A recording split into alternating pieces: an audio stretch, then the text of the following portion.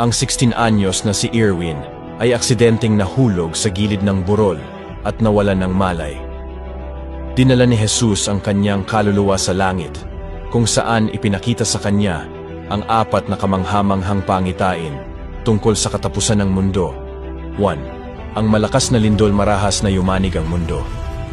Ang mga bahay ay naging mga guho. Ang mga kotse ay naging scrap metal.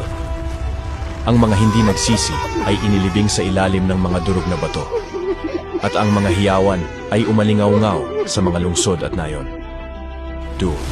Ang higanteng tsunami binahan ng tubig dagat ang mga lungsod at nayon, tinatangay ang mga tao. Nakita ni Erwin ang mga taong desperadong kumakapit sa driftwood, takot na takot at walang magawa. 3. Ang pagsabog ng bulkan, sumabog ang lava, nilamon ang mga kalsada, bukid at mga bahay.